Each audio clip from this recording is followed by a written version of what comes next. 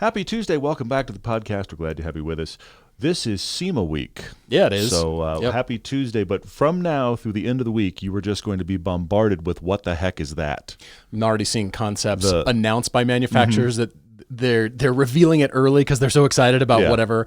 And I'm predicting a lot of more safari builds, off-road builds. I mean, I know that's the show anyway, but we're told there's a few reveals that will get people excited. I think car manufacturers are taking it more and more seriously because of the reveal for a certain market, the off-roading market. For sure, but for sure. Cars are kind of becoming a thing too. And I saw that Honda was releasing some motor oil too, like a who knows? motor oil. So anything goes. That's the thing. You walk around SEMA, and we'll be there the Wednesday of this week. In fact, tomorrow we'll actually be there. And so if you're at SEMA tomorrow, if you're watching this on Tuesday, you're at SEMA tomorrow, and you think you saw us, you did.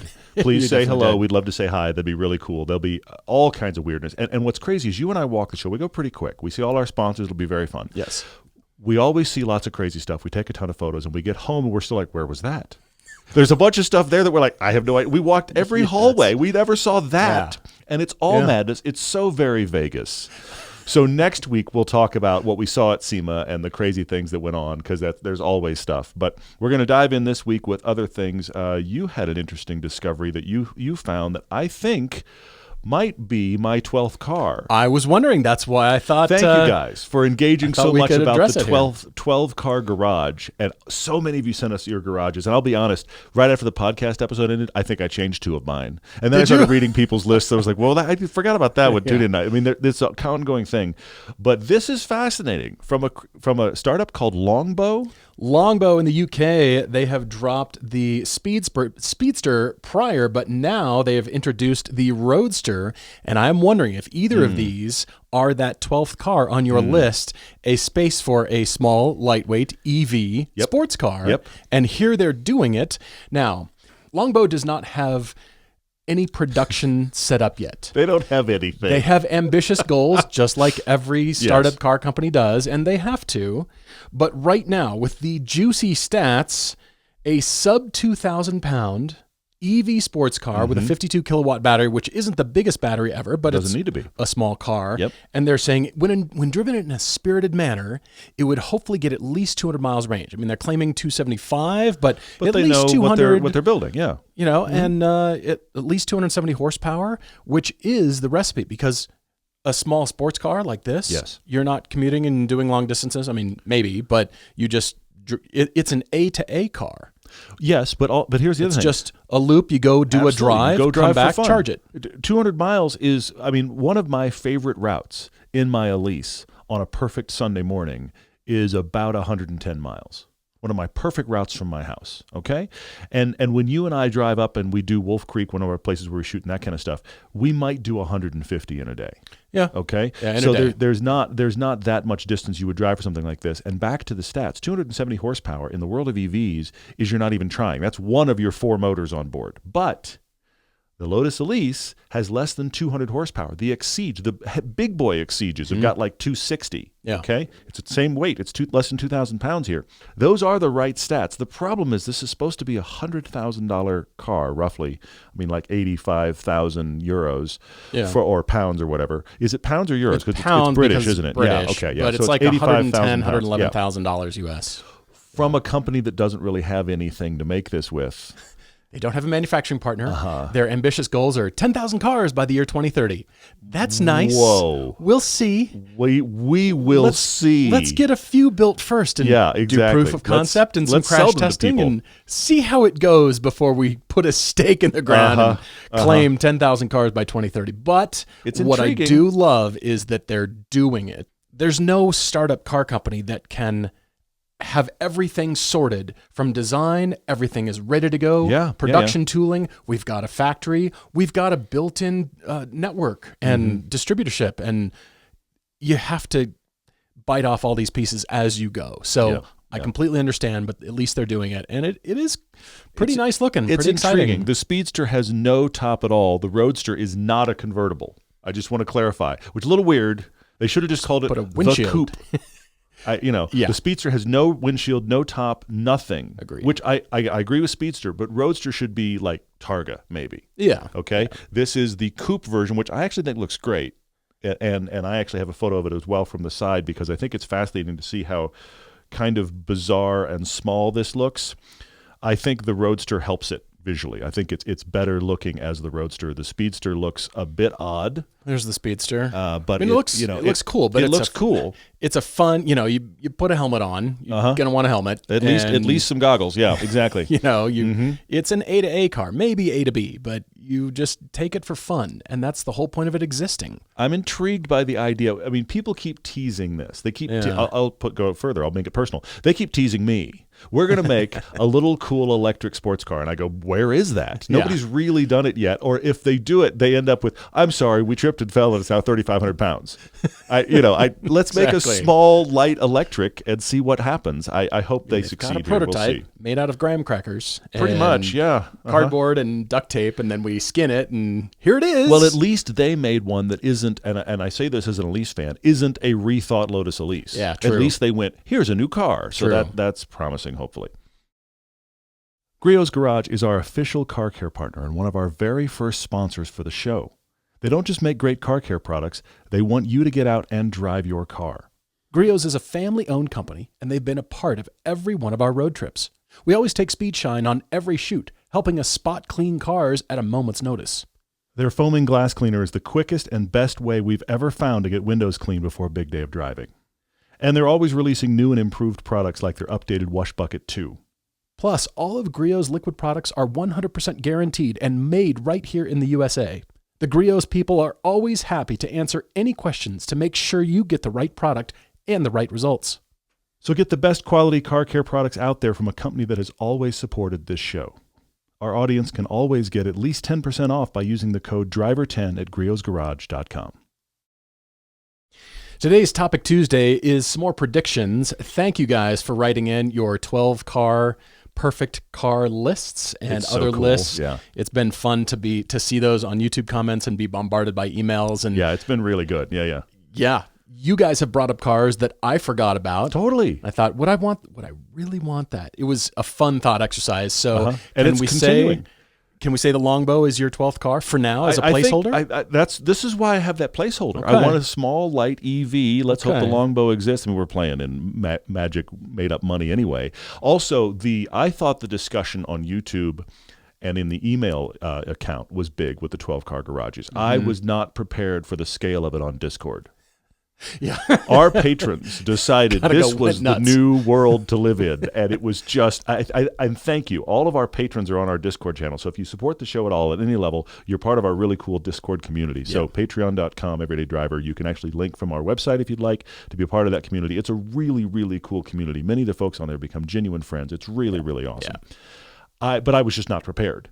I was not prepared for the level of engagement that conversation got going on our Discord. Everybody was like, my list, and people are critiquing each other's list and going, I want your car number 3 in my list. I'm throwing out whatever. It was huge. It was like a dog pile for the last few days. It's been really, really great. But what I like about that so much is that even though it's a fun thought exercise at the very high end with unlimited budgets, I like that everybody is sort of learning about themselves as you're working through your list, and then hopefully being able to apply it to your real world budget for when you are shopping. I think, okay, all right, we've got metrics. I'm going to stick to this, and I can really apply that future thing. My dad always taught me to project yourself. Can you see yourself traveling there, or doing that event? Or interesting. Okay. How do you think you will feel when you're there? And so when you apply this sort of thought exercise to your actual next car, your next budget, hopefully that influences your emails that you write to us, and then also, what you end up getting, and you really work on that.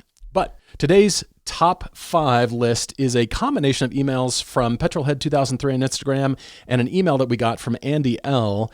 We're kind of combining both of these and restricting them a little bit more to top 5 future classics and top 5 future duds.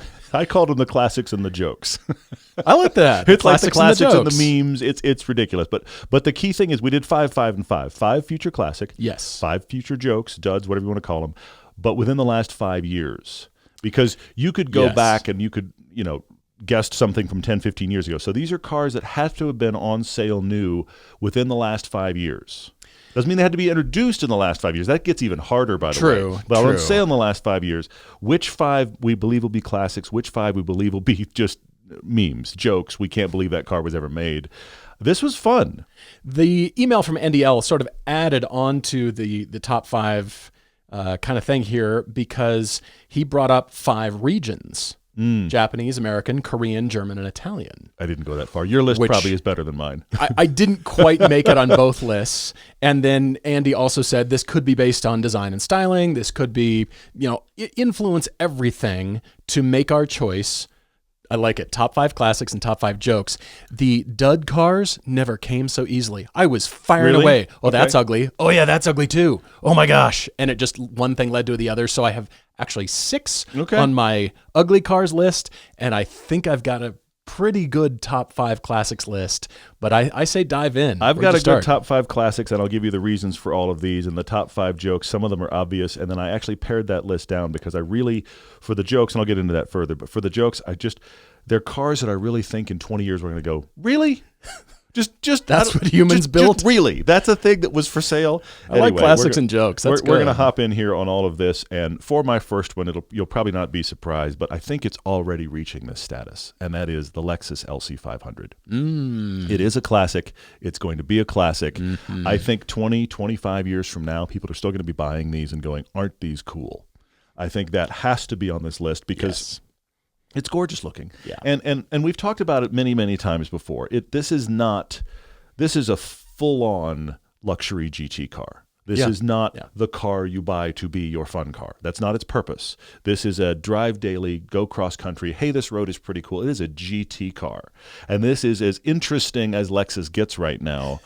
But the styling is spectacular. It is timeless. And because it's Lexus, I also think it's going to help it be a classic because you're just going to buy them knowing it will run. True. So that helps. They're still on the website as a 2026 model. Yes. And you're still there. And you can go find them for like $45, $50, the early ones, which is crazy that there's that swap. That's a very cool car.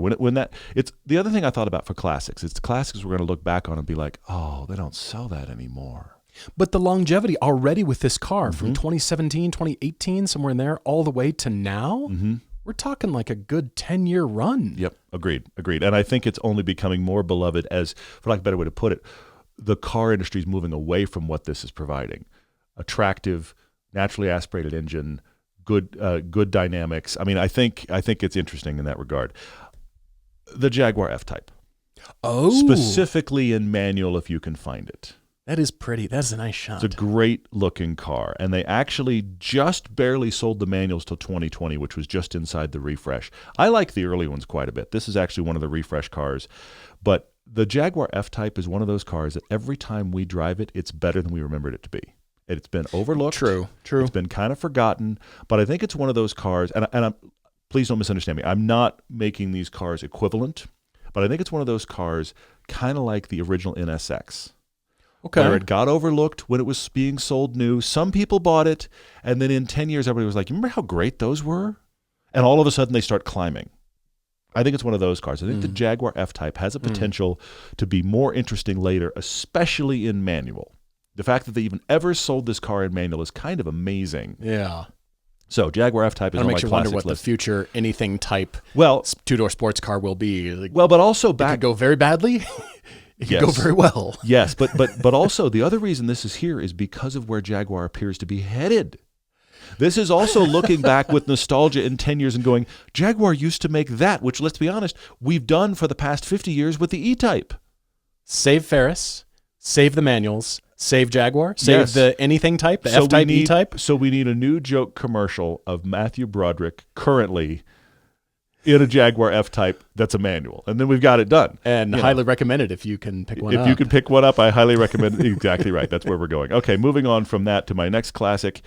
It is the Integra Type S. No kidding. I think when they stop selling this, we're all going to go, oh, but those are great cars. That's the thing we all do as enthusiasts. And used car sales spike. Seriously, it's the thing we all do as enthusiasts. We see a car's pretty cool. We decide on the reasons it's not perfect. Because it's not perfect or for budgets or whatever the reasons are, we don't actually buy enough of them when they're being made. And they stop making them. We all go, wait. You stopped? But I was just getting started. 10 years from now, these are going to be hanging on to value like crazy, I bet you. You think so? I think so, because I think they're going to be one of those cars that gets discovered consistently over time. Okay. I mean, manual transmission, it is because we know that the Civic Type R is going to hang on to value with people that want a Civic Type R. We know that. But I think this is going to be one of those sleeper cars that if you have one of these in 10 or 15 years, people will be like, oh, those are awesome.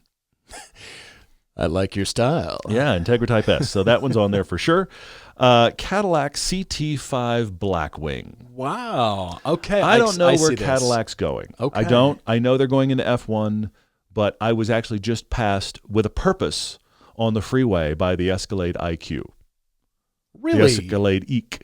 He was very excited about all of the power he had. He wanted us to all know he was powerful. He did it with a purpose. Here he came. You're good. I mean, I was in my wife's Cayenne, which is no slouch, but I saw him come and was just like, you know what, buddy, you just go. You and all of your big electric powerness, off you go. But this is a last of the breed car, which also helps cars to be classic.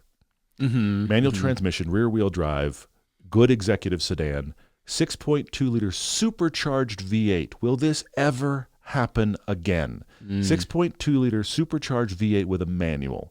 Even though Cadillac is talking about the CT5 Blackwing will be back, will it still be a 6.2 liter supercharged V8? I don't know. I think this is this is good enough styling to last as well. It's not the LC500. It's not gorgeous, not beautiful, yeah, but it's not weird Cadillac. And they've had plenty of weird Cadillac. They have the Escalade EQ looks pretty weird. Optique, exactly. So I think the CT5 Blackwing is going to be one of those cars, like the E39 M5, where in 20 years we're going, those were great. Oh, you have one of those? Oh, those are so cool.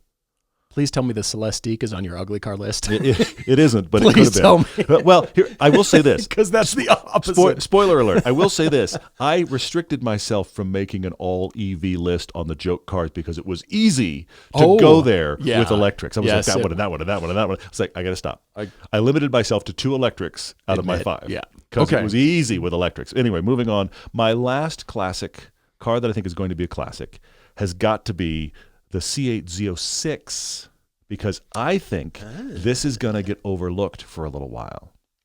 You have the standard C8, which they're going to sell in volume and already are, and is an excellent car. The standard C8, we just sold ours. Congratulations to Marilyn, the new owner. She got a phenomenal car. It's great. Yes. Just left us, and it's such a great car. The minute we drove it to her to pick up, we thought this is a great car. It's a great car. So, but they're going to sell a ton of those. The Z06 was the belle of the ball for 5 minutes until they announced the ZR1. And now the ZR1 is out. The ZR1 will be a collector's item no matter what. There'll be one wrapped in plastic at Barrett Auctions in 20 years. All of them. There's going to be guys at your local Cars and Coffee with a C8 in 20 years. That's a base one that they're going to try to convince you is special because it had a special paint color, only made one of them on this Tuesday. That'll happen. But the Z06, naturally aspirated, flat plane crank, and able to be your track car or your daily. This is going to be one of those cars, like the C6 Z06, that I think some people bought it, some people overlooked it, and then in 10 or 15 years, like, you can get one of those for this amount of money? Oh, those are awesome. We should get one. They don't make that anymore. C8 Z06, I think, is going to be the overlooked child for a bit and rise to interest later. That's good list. Do you want to do your classics? Or do you want me to jump on? I'll do the classics first. You should jump in your classics. We'll start with those. I am going to start out with consistently the car I've called the prettiest car currently on sale and the prettiest car in generations. It is the Emira. What I like is that I didn't bring this up. Thank you. I'm thrilled you like it that much. Look at this. There's 0 Porsches on either of my lists. Whoa. Classics or uglies. All right. Classics or jokes. So I'm starting out with this Lotus Emira. The surfaces, the proportions, you walk around, there isn't an ugly angle. Every shot is a money shot. You look everywhere and you're intrigued by the details, the crisp themes and the washouts and how they intersect. It is so superbly done. And I'm admitting right now that many of my choices are influenced by styling. Of course. But that's why you buy a car. And the biggest reason people love cars and trade them out is because they are a statement of your style. That's what Harley Earl established in the late 20s, 1920s. It's been a minute or two. Yeah. cars are a fashion item. That is an extension of us. It is the styling reflects what the car can do. And so none of these cars are necessarily 10s in every category, on a track or on a great mountain road, but it's that desirability factor that is mostly influenced by styling. And so Emira is top of my list. I love that you think that. I actually kind of think it, but I also wasn't going to say it since I own one, but I love that it affects you that much because I will say it for you. I think it's so great. Just gorgeous. And next on my list, the LC500. These two were very close for me.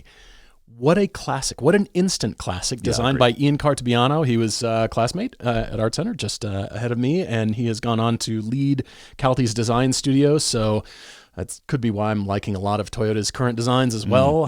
I think everything about this, there's lines on there that would suggest they would age poorly, but as a whole unique car, as the finished product, everything works well and interacts so well, and that is a hallmark of a great design, not just proportion, but what those lines do as you walk around the car. So again, no bad angles on this car. That's really good, yeah. Moving on to the current Aston Martin 2025 Aston Vantage. Okay. I liked the Vantage when it came out, this new style. It was about 5 years ago when it came out. It was the refreshed Vantage. I liked it enough, but it wasn't resolved to my eye. You really didn't like it.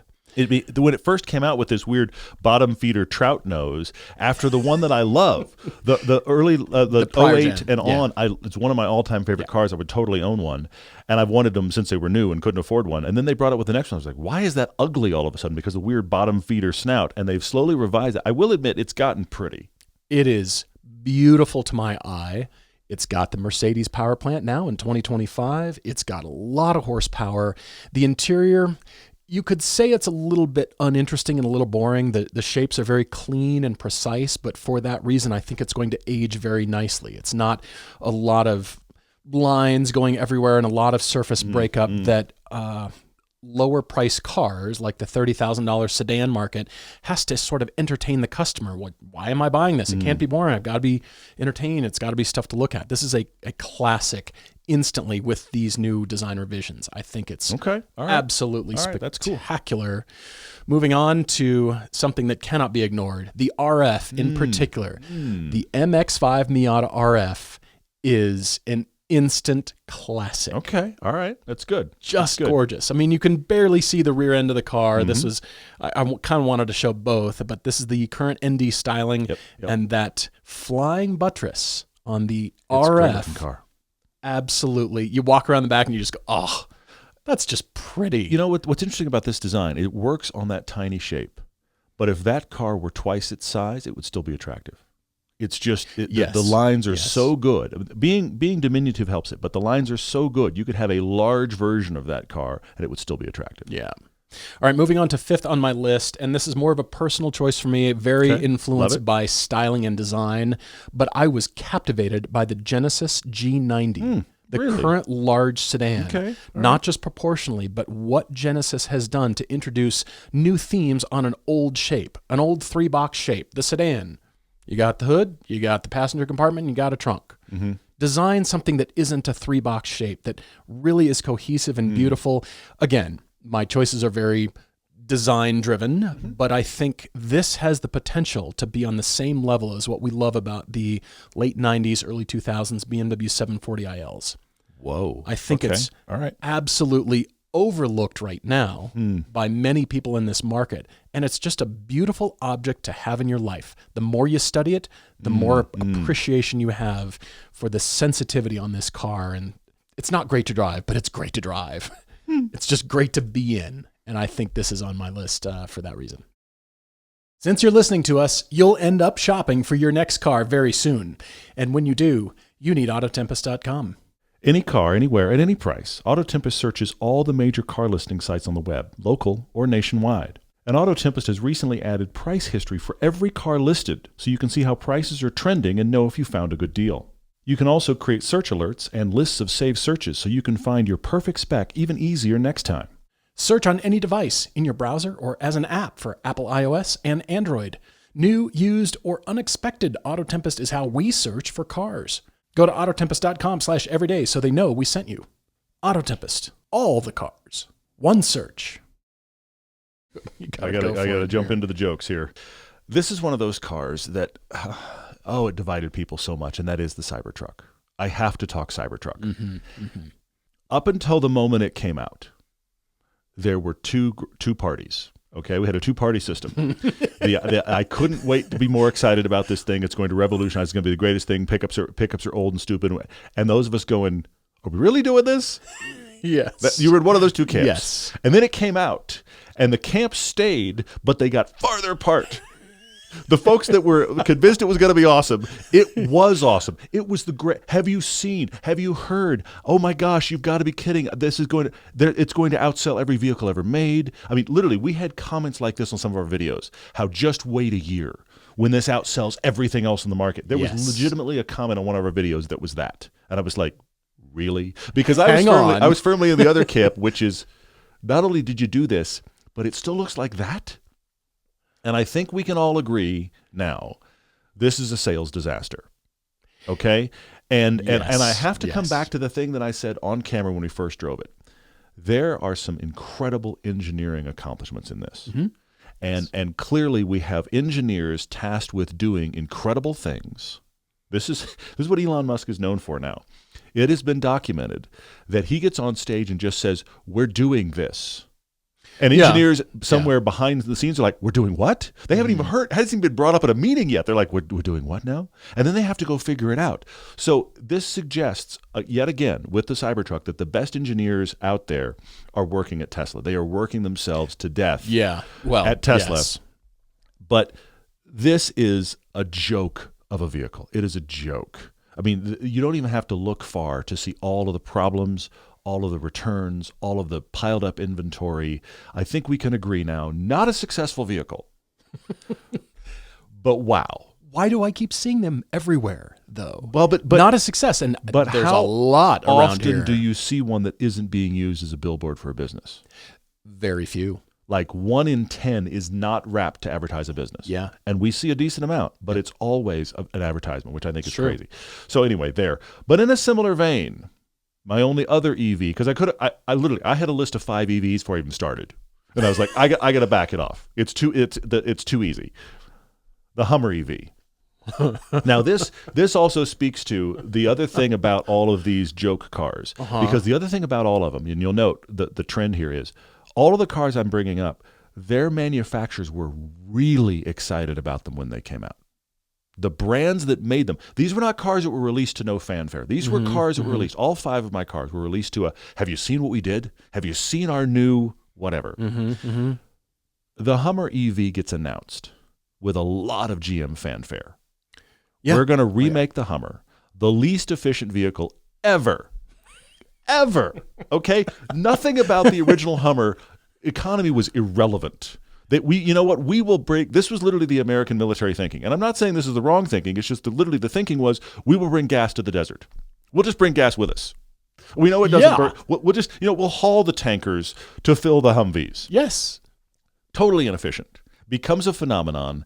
They bring back the most inefficient brand on the planet as an EV, claiming it has EV cred, claiming it has, anyway. But then because it's EV, they can make it crazy powerful.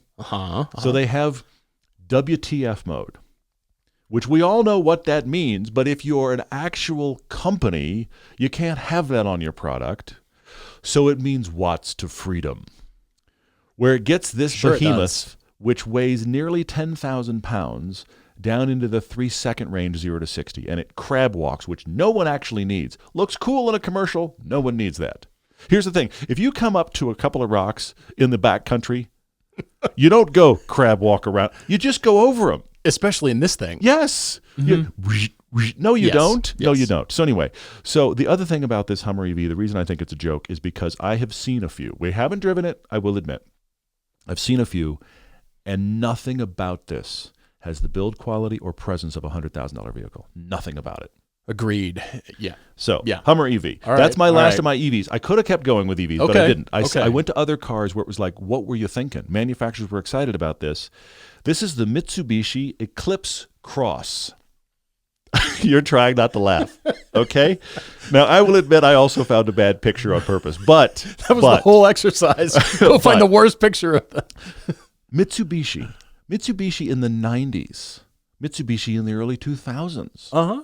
Okay? They had a portfolio of product, and they had cars that were interesting to the enthusiast. Yeah. And we've talked about it recently. The Eclipse was one of them. When the Eclipse came out, we were all like, wait, what now? That's really cool. Well, the first Eclipse. I know. They sold a lot of them. They had all-wheel drive, high-performance versions. The Eclipse was a thing. Yeah. Yeah, that 90s version. Yes. Yeah. But my point is, that's a name that has cred. Mitsubishi re-releases the Eclipse as the Eclipse Cross, yet another 5-seat SUV thing that should have been a wagon and isn't a wagon and doesn't know what it is. Plus, it has an obnoxious front end on it. And I'm not showing a rear three-quarter shot because that is potentially worse. Okay? This was to much fanfare. We brought back the Eclipse. No, you didn't. This was also designed probably before any AI influence. And yes, it's still that ugly. Looks like this. Still looks like this. So anyway, the Eclipse Cross. Moving on to more what did you do here? And that is BMW with the 7 Series, the current beaver-teethed 7 Series.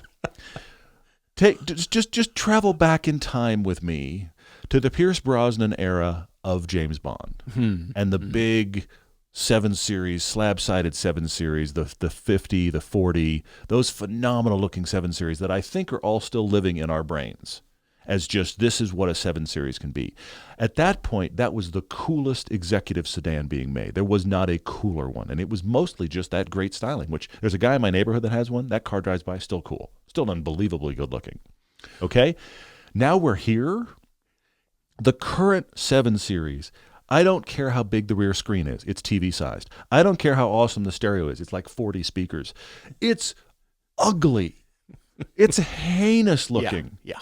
And it looks like they just don't care anymore. We just put the tech on it, and wherever the pieces end up, that's the styling. Oh, by the way, we'll chrome the beaver teeth. What happened here? The fact that the same company made that really cool 7 Series. I know I'm ranting. Really cool 7 Series in the late 90s, early 2000s, and now they're making this, and they're trying to pass this off as this is what you should be buying. This is the Emperor Has No Clothes. If you get a guy in the showroom, you convince him to buy this. It is the Emperor Has No Clothes. You have somehow convinced him, and if anybody buying this like, I think it's really pretty, that is, you have lost your mind. All right, I'll get there. I have comments. So anyway, the 7 Series, current 7 Series. What's even going on with those lights? I know lights can be small now, but they're like layers of lighting. Where does the main light come out of? Pick a hole. And then there's holes on the side for the handles. There's all kinds of bad decisions in one thing that is designed to be your flagship. Wow. And then while I'm here, I also can't believe what's happened here. My last one of the jokes, and I think it's going to be a joke over time. The updated Mini Countryman. Oh, yeah. This looks like a half-thought-through EV concept. And instead of being any of what I've just mentioned, they have gotten the Mini brand to be big cars now. They're indistinguishable anywhere in the lineup. They're indistinguishable from other cars being sold as far as size is concerned. And the styling has become less interesting. And this styling, here's even the Cooper, the actual Cooper coupe is too big and looks weird. But this is the most egregious one for me. That the Countryman used to be this interesting alt that you bought. This is quite interesting because you cover up the badge on the nose. What is this car? Agreed. Car designers look at everybody's looking at everybody. That's a cool shape. I'd like to incorporate that. But it doesn't necessarily play to brand. And you see so many concepts with, hey, it's the new thing, the new Ferrari, the new whatever. It has no feel of what Ferrari has established throughout the years. Now, there's some companies that don't have a prior established look. They're too new.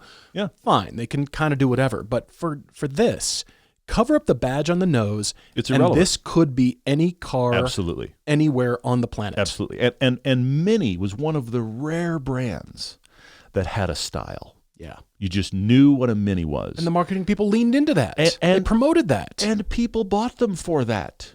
And you have walked away from it, and you have this Countryman, which I'm sorry, but I cannot think of a single compelling reason if you were a prior Mini buyer to even look at this. And I think in 10, 15 years, it'll be one of those cars you don't even see on the road. It'll have all the same safety features, same number of airbags, same number of cup holders. It'll probably drive very similarly. It comes down to price and style. Yeah, I mean, What's compelling frankly, about this? Whatever chassis this is on, I think it's the X1, but X1, X3 doesn't matter. Whatever chassis this is on, I would just say, as much as I'm not a fan of BMW styling right now, buy the BMW because you're not buying anything mini here. Anyway, so that's my last of my list. Great list. Again, good stuff. I had like 7 EVs, and I was like, I got to slow down. I'm just going to limit myself to 2. Okay. Onward. Well, starting us off with not EVs, I'm with you. There are a few, but this is equal opportunity ugly because it doesn't matter to me what the powertrain is. Yep. It matters, again, desirability, styling, certainly how it drives. And topping my list is the new Nissan Z. I think you're going to get letters. People will disagree. You're going to get letters. There's going to be people in the comments right now. It's decent to drive. It's moderately fun. And I cannot explain why Nissan Z sales have suddenly exploded in comparison to the end of the life of the GR Supra. Discounts. I suppose too much discounts, markup initially, too many discounts now. That's really where we are. But if it's just price and you were waiting for this recipe and price is the only thing that matters, there's still some other options on the market. Why this? You know what I also think is happening here? I actually think that the market rubber band, I'm just guessing here, the market rubber banded. Initially, they were in the news, there were none available, and if you could find one, it was massively marked up. And I think everybody that was vaguely interested walked away. And then the market has recovered, and now I think there's some of these sitting on your lots, and you're commuting by them and going, oh, they have one. Yeah. I think it's actually people seeing them sitting on a lot and knowing it's actually available currently right now. Especially if they have more than one, it's like, I could go in and make a deal. That could be. That I could think be a that's lot a factor. of it. Anyway, keep going. We like the Nismo version of this. Yes. The Nismo version is the only way the new Z should have been offered. The base version shouldn't even been built. I agree. But the problem I hate to say it, but yes. To my eye, when this was introduced, when we first saw the new Z and this is what it's going to look like, I already thought it looked dated. I already thought they shot themselves in the face with bringing this out. Now, Nissan was in a place where they couldn't do too much brand new chassis development, so they kind of had to take some of the old stuff. A lot of it's based on the 370Z. Let's cobble together and get a new model and make a few changes at low cost to get it out, and that's business decisions. For sure. And they put a great engine in it. Great engine. And the fact that it exists at all of that's amazing. Yes. Truly. But this isn't very old. And it looked dated when it came out. I looked at this and thought, it already looks old to my eye, and I don't know that this is going to age very well because I think there's better, lighter, more engaging cars currently on sale and that will surpass this so easily. So if it just comes down to price, I suppose used, great bargain. But again, there's other choices used that will still be more fun. It didn't really speak to me as a driver. It didn't speak to me stylistically. It just seemed let's just half-hearted effort. Everything was so specifically referenced on this car. They were referencing all the Zs that came before. Too on the nose. Versus just trying to make a good-looking version of this car. Yeah. I think that really it felt forced. Yeah. I see that. It felt very forced to me. Second on my list, I was looking for something Italian. And even though I'm a big fan of Maserati, I don't think the MC20 is going to age very well. I think these are going to get very cheap. I think people will look down their noses. Well, it's not a V8 supercar. It's a twin-turbo V6, even though the power is incredible. It's very fast. It's actually surprisingly good to drive. It's good to drive. I don't like the brakes, but surprisingly good to drive. The pedal is horrible, but I don't know that this is the best example of what the most beautiful Maserati can be. I feel like it's of its time, and I think it will be overlooked and just not a compelling thing. To go back and buy used, I keep thinking about, man, what if I had an MC20? And then about 5 more cars pop into my mind that I would rather have. Okay, all right. Even money aside. Yeah. Not even just equivalent dollars. Yeah, yeah. I think MC20, that would be cool. Well, you know what would be cooler is. Yeah. Okay. And I think it will continue to be that. My runner-up was the Fiat 500X, but that is too easy. That is low-hanging fruit. That's easy. So it's already a joke, yes. Really, conversely, for Maserati, the Gran Turismo, beautiful.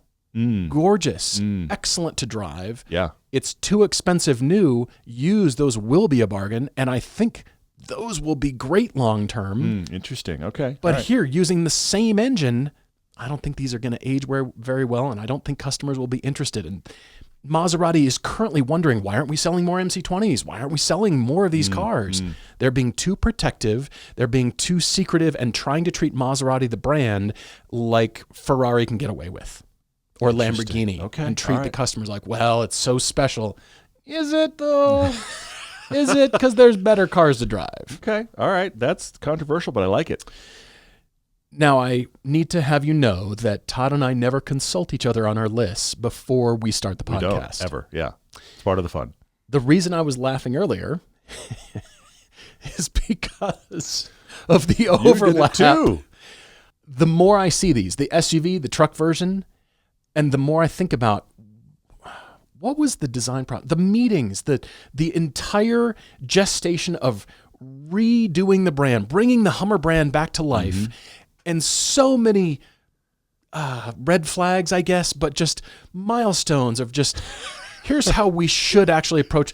We're driving toward the cliff. 200 meters, 100 meters. Yes. We're still driving toward the cliff. Just blew right past all these warning signs. Just throttle down, baby. No, WTF, buddy. WTF, watch to freedom all the way to the cliff edge. Yeah. The Hummer EV, yeah. Nothing really is really compelling, and everybody will try to convince us, no, it just drives so great. It's the best truck ever for about 5 minutes. Imagine this. You're proposing in the design meeting. We have to back off on the weight slightly so we don't have to require our customers to get a CDL because it might exceed 10,000 pounds. And there's some bridges in the Midwest United States that this cannot be driven over because it will collapse the bridge. It's so heavy. You know there were both memos and meetings about that. Whatever. We blew right past those warning signs. Let's just keep going. Yeah. The battery pack that weighs as much as your average car. The battery pack weighs like 3,500 pounds. Just the battery pack by itself. Yeah. Let's stack up 2 battery packs. While we're at it, let's stack 4 and see what we come up with. This one is so blatantly obvious, and we do see them in Park City. We see them both in the original Targa form, truck form, and also in the SUV form. And I also have to say, you go by, I feel like any actual big Chevy dealer lot, and they have these sitting on the lot. They're available. We have not driven them, as you said, but it's the perception of everything from the powertrain to the styling, everything about this, such a giant turnoff. Because then a company like Rivian comes along and pretty much outdoes everything. Yeah. And it's too heavy, but it's 3,000 pounds lighter. Which is crazy. And that, there's some impressive, fresh take on things, and they didn't need to double stack the battery. And I don't think these things will be worth very much used, and I don't think people will want to buy them. Well, but also we're talking about the jokes. I mean, 10 years from now, this is going to be a joke car. Yeah. It is. What do you do with this? Is this the future YouTuber car you got it for $12,000 and somewhere right now, as we record this or when you listen to this, I guarantee you some owner is talking about the crab walk feature that they've never actually needed. It'll do it. They've never actually needed it. Let me show it off in the local parking lot of the Walmart. They're gonna show it off as a way to get into or out of a parallel parking space. Yeah, anyway. But that isn't the vehicle that I loathe the most. Okay.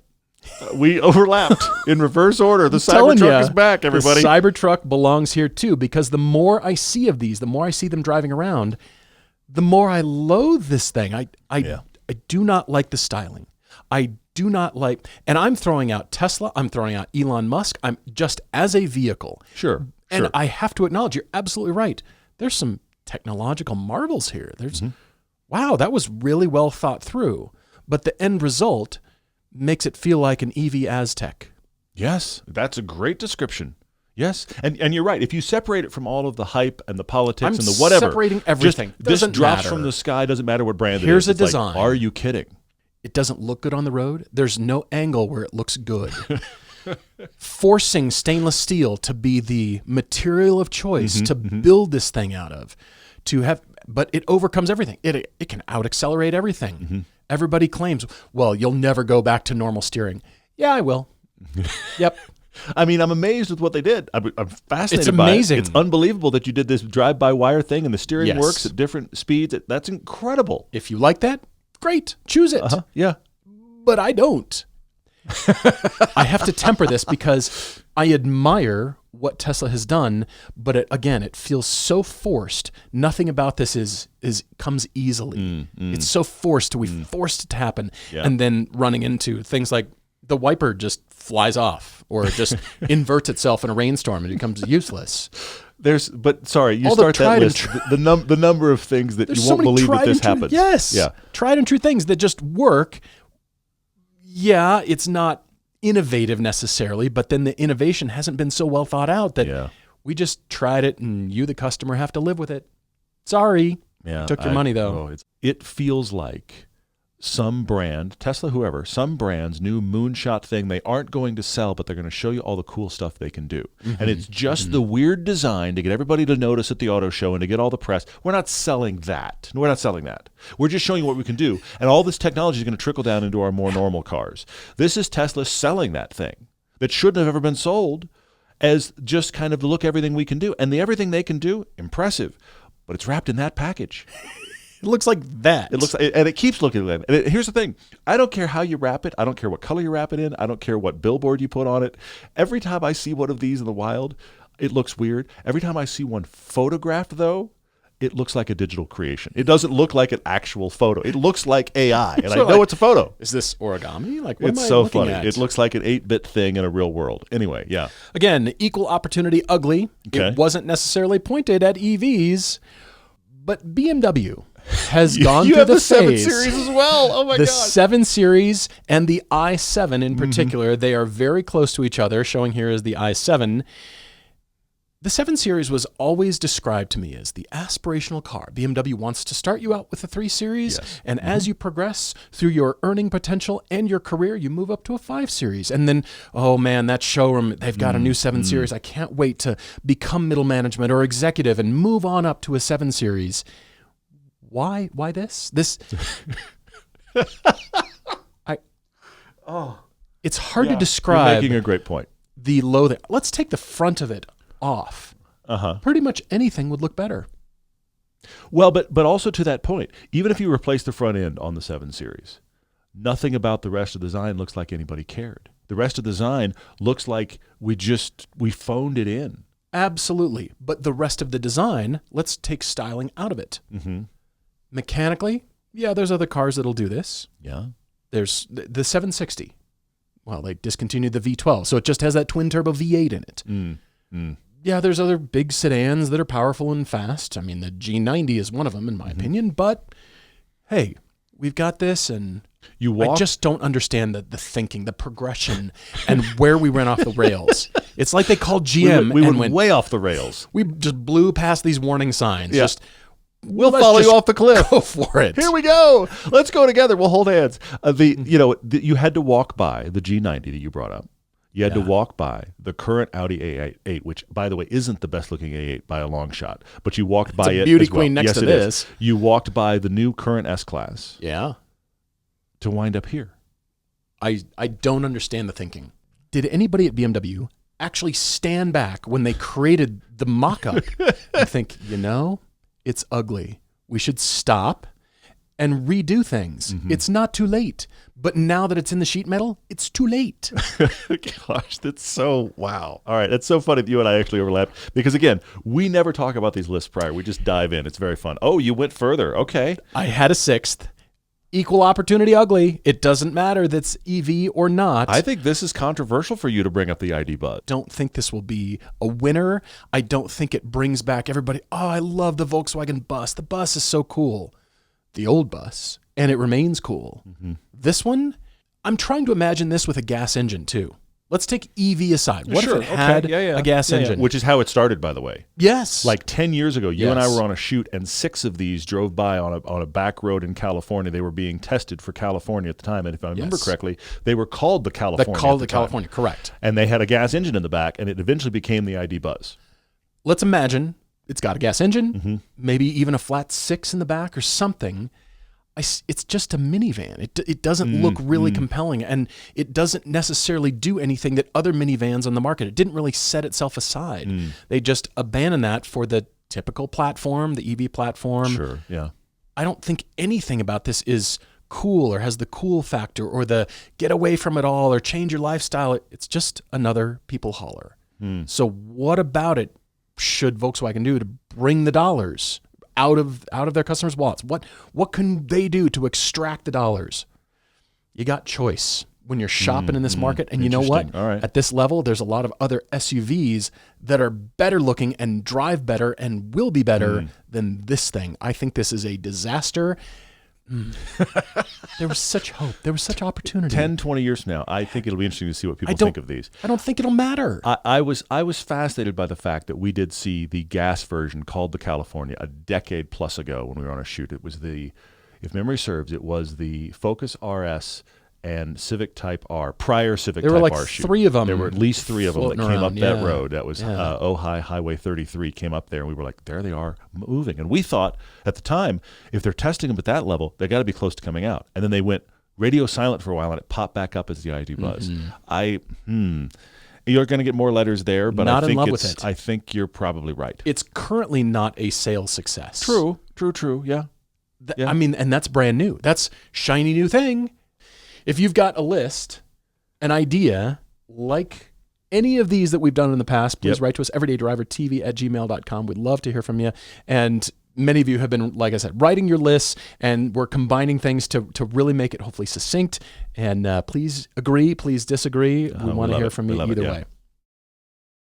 We're adding FCP Euro as our partners and supporters for both Everyday Driver and Hooked on Driving. For nearly 40 years, FCP Euro has been an industry-leading supplier of genuine, original equipment and OEM parts and performance upgrades for European cars. That means BMW, Audi, Volkswagen, Mini, Mercedes, Volvo, Porsche, and even Saab. Paul, you have to call your brother-in-law and tell him FCP Euro is the place because, as I just said, even Saab. We're putting it in the ad. Anyway. They offer a lifetime replacement guarantee on everything, including consumables like brake pads, wiper blades, and even oil filters. Buy a replacement, send back the old one, and receive a credit for the full amount. For your Saab! Plus, FCP Euro offers free economy shipping on orders over $49 and a 90-day hassle-free return policy for new, unused, and uninstalled parts. So visit FCP Euro today for more than 300,000 parts ready to ship for your European car and your Saab. FCPEuro.com. I don't know that we do succinct on our Topic Tuesdays, but we like the discussion of all of them, and that's one of the fun things. Thank you guys, as Paul said, for sending all of them in. We're going to do some quick updates from Hooked on Driving. There are some really cool track days coming up, and then we got 2 car debates. We've got car conclusions, questions, lots more coming up. So we're going to go quick. Pit Race, if you haven't heard, is closing. That's in Pennsylvania, and it's really too bad that it's closing. It's becoming a data center. That's not a joke. That's a reality. This is the world we live in. Becoming a data center. Yeah. But, you have race. I hate to say it, but racetracks are hard to keep open. Once that land becomes really valuable, it's hard to keep a racetrack open. The margins are thin. Developers just think data center. Seriously. So data centers. Anyway, so that's happening. So that's closing. But Hooked on Driving has the last ever HPDE at Pit Race. November 8th and 9th, our Northeast region, Cody and Santi, are killing it up there, and they're doing the last ever Pit Race HPDE through Hooked on Driving. You can sign up right now. We have Thunderhill Raceway coming. The 3-mile setup of that track is coming to NorCal Saturday, September 15th, and Sunday the 16th. And VIR, that is right, Virginia International Raceway with our Mid-Atlantic region is happening. You've had Thanksgiving. You've done all of the eating. You've done too much eating. Yes. You've seen too much family. You'd really like to just go for a drive and clear your head. VIR, the weekend after Thanksgiving, the Saturday and Sunday after Thanksgiving, the 29th and 30th, that is happening. Registration is open now. Those are all on their way, so we'd love for you to come to those. There's more events happening, and a couple that Paul and I are going to later in the year, which is really cool. Also, we're letting you know again, If you've ever wanted to take your spouse to Europe, maybe Spain and Portugal, you should do that with Hooked on Driving, and you can actually get on a couple of racetracks and then build a larger trip out of it. It's really cool. This is actually a very spouse-friendly trip. It's happening April 24th through 29th, 2026, Circuit de Sevilla, right outside Seville, and Portimao in Portugal. Awesome There's track. going to be amazing hotels. There's going to be actually a walking tour of Seville one day. The Portimao Hotel is on the beach. Yeah, it's right on the beach. It's very cool. This is a very spouse-friendly trip. Cuisine, It's great really driving, cool. great scenery. Yeah, it's all You cool. got to come. So, hookedondriving.com for all of these dates. Our first car debate comes to us from Jose. He writes to us as a short attention span man. He discovered us just a couple months ago, but he's going back and listening to old episodes. Jose, thank you for being with us. He feels like every time that he buys a car, he feels like this is the one. He's going to keep it. This is it. We're done. He's the only one that's ever had that thought. It's just you, Jose. Yeah. Seems like his MO is to buy a car, enjoy the novelty while he makes it cosmetically fresh, gets bored by it as soon as he's done with that, and then he sells it. He is not proud of this behavior. He wants to change. He doesn't need to buy a forever car, but it would be delightful to be able to enjoy a car for at least 3 years or slightly longer before he gets bored. The previous fun cars, he's listed below, a ton of them with no overlaps, and he says these are fun cars that he bought thinking of fun and fun styling and how they make him feel, not utility. They include an 05 Mini Cooper S automatic. Like it. 2020 Mini Cooper S automatic. Okay. Also lots of fun, felt it was nimble, glued to the road, fast enough. Got bored, sold it. Got a Z3M Roadster, the S52. Love it. That's great. Really cool. Yeah, that car introduced him to rear-wheel drive fun. He loved how tail-happy it is, but he moved on from it quickly because he could make money, and he didn't love the color. The first Porsche Boxster S. He bought it thinking it was an upgrade to the Z3M. He still believes it is. Then he went to a Porsche 911 997 generation. He had wanted one for a long time. And when he finally owned one, he found it to be too fast and too good. So it was so good, it was boring. It was more car than he needed. It was boring in his normal driving. I see it. Okay. BMW 330 ZHP automatic. Which normally right there, it's like, and I found the car. Too good to be that interesting. He was like, bought it, had it for a while, sold it again. And guess what? Then another Boxster. Bought another 986. Back to what he called his happy car. It was great. Lasted a year before boredom hit. Bam. Good as it was, he's had two already. Feels like he's done with it. Now, Jose, I want to stop here real quick. We've got some family cars, some other stuff to talk about. You are in with friends here, my friend. We are all friends here. We all have the same thing. We call it the car disease. Yes. There is no known cure. Yes. And it's okay. And some of us have had 10 cars in our life. Some of us had, I'm thinking of Kareem writes in. True. He's all. Are you at 80 yet, Kareem? Because yeah, I think true. so. I think he's close to 80. Did the Cadillac go away? I think it did. Oh, man. Anyway, he just keeps selling cars and buying cars, and his choice is excellent. It's just, so anyway, so it doesn't matter that here's the thing. I don't want to give you stress thinking you have to solve this problem in you. We say it before. Don't change spouses, change cars. Okay? It's a lot less traumatic. It's fine. It's all good. So Jose, I want to encourage you there, but you've had all these cars, but then you also have other cars in your life. You call these the house cars. I've never heard that term before. I love it. Either. I know exactly what you mean when you say it. A Macan S and a Wrangler 4xe. The Macan is feels as easy to drive as a video game car. It's interesting to have that description. The 4xe is the one he drives when he takes his kids to school or activities. It sucks on the highway. Yep. But at least it has an open top and you can climb over fun stuff. So he's hoping to replace the 4xe with the Scout Traveler. Okay, so the Scout, the Rivian partnership with Volkswagen that makes us a Scout. It is cool looking. It just looks a lot like a Rivian. So anyway, so that means we're just shopping for third car. Your normal, your house cars. House cars are, I'm sorry, using that term. House cars. I really like that. Yeah. Our house cars are these. My fun cars are these. The house cars are those. Yeah. House cars are solved. Fun car only.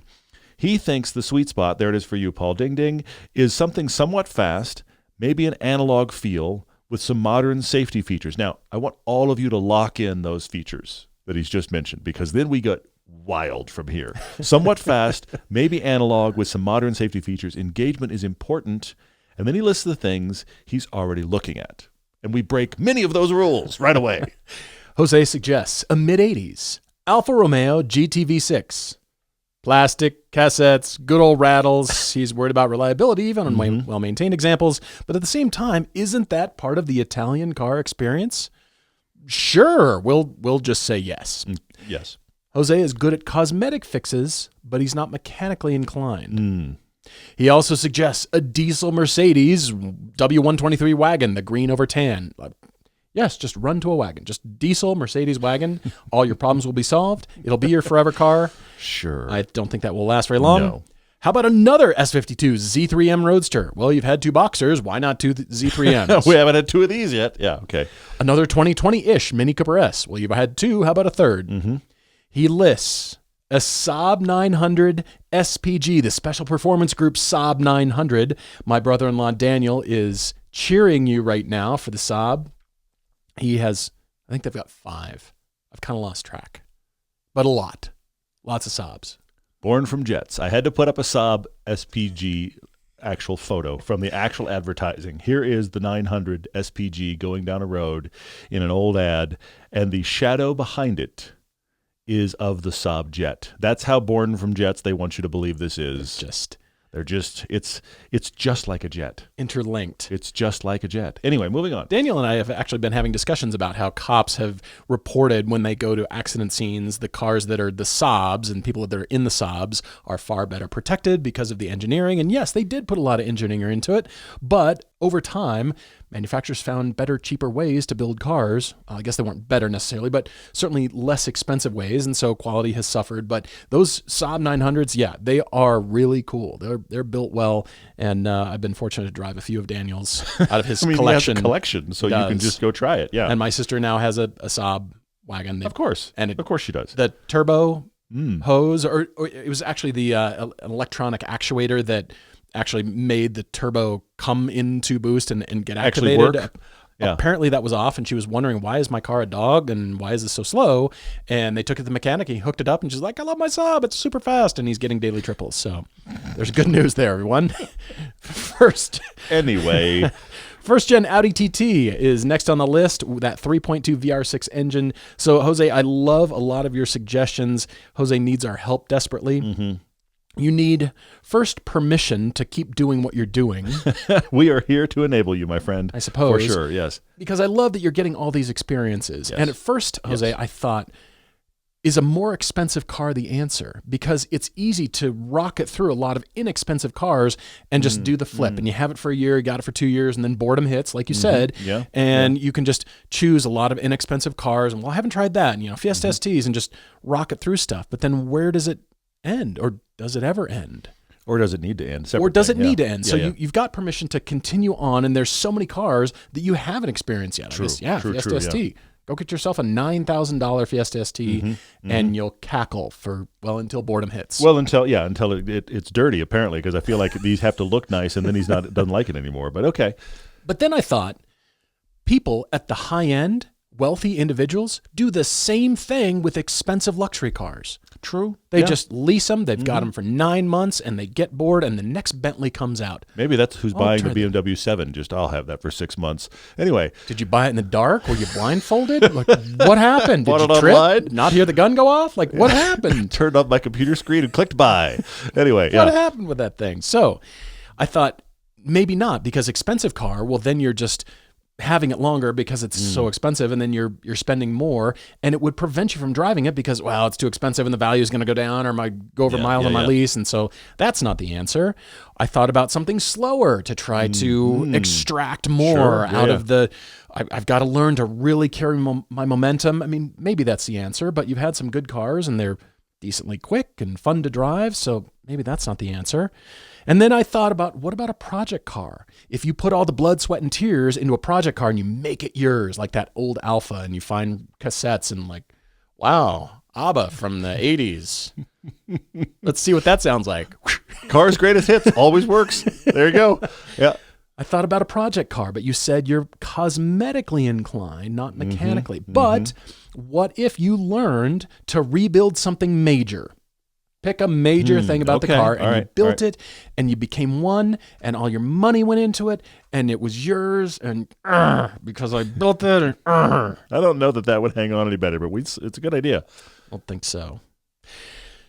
So I have decided you need a cul-de-sac car. It's the RF again. It comes back around. All right. Because long term, that's going to be a gorgeous car, fun to drive. The ND3, you're going to go get yourself a brand new one. You're going to love it. You're going to drive it. And then you're going to realize there really isn't another car like this on the market that drives so well and is as fun as it is and looks so great. But there might be. Oh, okay. But you yourself have another one. What is the original cul-de-sac car that Todd coined years ago and said, it's a cul-de-sac car. I can't go anywhere else because nothing else is like it. A Lotus Elise, and that's it. Okay. And maybe it stops there and you keep the Lotus forever because nothing else drives like it. Yeah. And any future sports car is a fourth. Wow. Look at you. Also, well, I mean, we're all trying to get all of us have more cars than we need. That's really where we're headed. The original cul-de-sac car. Hey, I would like all of you to note, and I would like all of you to remember that we have had an entire podcast, and it's going to continue because I feel confident it's going to continue after this. We've had an entire podcast episode where I didn't bring up Lotus, and Paul did. So I'm just, it's not always me. That's all I'm saying. It's just not always me. It's not just me. It is. I'm not crazy. Anyway, that's excellent. I'm always happy to see it and Elise mentioned. Jose, I want to run through your list real quick and just kind of poke holes in it a bit because I want you to ponder what you've sent us versus the list you sent us. You get bored quick when things aren't perfect. And then you've said maybe an 80s Alpha. No, not perfect. Not gonna. I mean, looks really cool until it gets dirty and nothing else. I mean, I like them. Yeah. But if you get bored quick when things get perfect and aren't perfect, and then you're thinking about a red mid-80s Alpha, I just think there's a collision coming, man. A Mercedes wagon. You thought the ZHP BMW was boring. A diesel Mercedes wagon. Jose, genuinely, I'm wondering here if you are one of those really gifted people in detailing. Because I'm thinking that this list, especially that Alpha and this Mercedes, the Saab 900, the first-gen Audi TT, what I'm seeing as a commonality of all of those is I think you want to be close to them and work on them and make them look perfect. Like you, and I almost feel like if you don't have a detail business, seek out owners with those cars and just detail those cars for them. Have the experience of being close to one of those cars and making it look amazing, but not have to own it. You already owned a Z3M. I don't think you need to own another one. You've owned Mini Cooper twice. I don't think you need to own another one. The Saab 900, I don't think you can own because I think Daniel's bought them all. I think that might be the case. And he's scoping for what the next one is. Will it run well enough to keep you interested? I think that's a car that you're fascinated by how it looks and you want to be close to it, but I don't know that you want to own it. The first-gen Audi TT, I have heard so few things about the merging of the actually running and them looking cool. Looking cool, yes. Running, not so much. That's all I've ever heard about those, even though they are cool. So I'm going to run into a couple others because I'm trying to find you something that is a unique driving experience that also, when I'm looking at your list here, I don't see 60, 70 grand available. I see 20, 30 grand available is what I'm guessing. I'm just guessing based on what you've sent us. So I'm trying to think of something that you can get a unique driving experience out of it. I didn't say Lotus Elise, by the way, but I did have 4 that I think are very interesting that you should seriously consider. We're going to start right here with a car that may never come again, and that is the Honda S2000. Oh, that's really good. Get yourself a Honda S2000. Yeah. You've had a Z3, you've had a Boxster. This is a very different flavor in the same idea. But because these are older cars, I'm showing a beautiful orange one right now. They had a fantastic blue. They had a good-looking red. I feel like everyone I see now is silver or that kind of silvery blue. But these are spectacular cars. You can find one in that color. It's yes. Gorgeous, yeah. Get yourself a Honda S2000. It's just interesting. The technology that they had that was cutting edge at the time is still interesting now. Like the top works really well. They have that stereo that gets hidden. They have all the little controls right by the wheel, which I love that. It's the 300ZX thing as well. Yeah, true. It was one of the first cars we all got excited about a start button. Now it's like everything has a start button. It had a start button. Like, oh, cool. It's like an airplane. What is this? This is awesome. So Honda S2000's got to be way up on the list. You were talking about things that are enjoyable to drive that you can really use all of. That was another thing that came out of your list. And still kind of analog, with modern safety features. I did Miata too, but I did a NC, a 3rd gen Miata. Ooh. These are out there. Those are the deal. Whichever one you want. Yeah. These are the cars that they're bigger. You could get a retractable hardtop if you want it. They actually have decent passenger space, unlike the ND3, unfortunately. But these 3rd gen Miatas are excellent, and they're out there with whatever budget you have. You can do great things. There's also a lot of aftermarket support on these. These are on the rise in aftermarket support. These were the unloved Miata, and in the last 3 or 4 years, the tide is turning, and there's stuff for these. So that's another one. For sure. And while I was at that generation of Mazda, I went, wait a minute. You want something quirky? What about an RX-8? You want somewhere to put your money. Well, but Jose, here's what I'm going to say to you about an RX-8. Yeah. You are a guy that goes through cars quickly. This one can go through engines quickly. It can, but the point I'm making here is none of these are expensive. That's true. Yeah. This I'm overstating, I know, but this is almost a disposable car. It's almost buy it when the engine blows up. You go, I mean, not quite. I know money's a real thing. I'm aware. Tissue box of cars. Pull this one, use it. The next one pops up. But that's kind of how you've used cars, and I think this is a very unique experience to drive. Yeah, it is. Find yourself an RX-8, not the nicest one ever. Find yourself a mid-grade RX-8. Make it look beautiful. Drive it sometimes, and it's a drive sometimes car anyway. Sure. This car is at its worst for reliability when you use it to run errands. This is the car you want to have as a 3rd car because you intended to go drive it. You're going to warm up the engine, you're going to wind it out, and you're going to bring it home properly.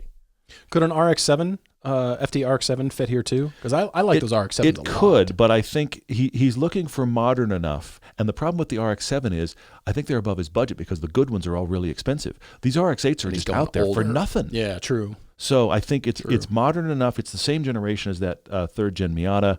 I think you could have a really incredible time in one of these. So that's one of my ideas. And my last idea for you, because it's unlike anything you've had, and I want to get you fun to drive, rear-wheel drive, but into something you haven't had, and that is the C6 Z06 Corvette. You talked about plasticky buttons in the Alpha. This has got plasticky buttons for you. Boy, do we have a selection. But it's a modern car. It's a genuinely modern car. And that big old engine up there is fantastic. Now, I do admit this is a wild card because you sold your 911 for being too much car. This may be as well, but it's totally different than anything you've had. Big front engine muscle car feel, rear wheel drive, very capable. C6 Z06 is on a wild card for me, for you, Jose, but I think that's a worthwhile one on the list as well. That's good. I like your choices. Do you have the urge to do burnouts? Yes. Do you feel the urge to rocket through rear tires? I mean, that has all the plasticky of the Alpha, but it also is going to be a lot more reliable than the Alpha. I mean, let's be honest. Are those selling points? Second one's a selling point. I think all things considered, more yes. plastic than Alphas. Mm-hmm. That's you sold me. No, as plastic. As plasticky? He wants plasticky buttons. C6 Corvette. It's got plasticky buttons. We got you solved. Problems are solved. EverydayDriverTV@gmail.com. Topic Tuesdays. Car conclusions and car debates.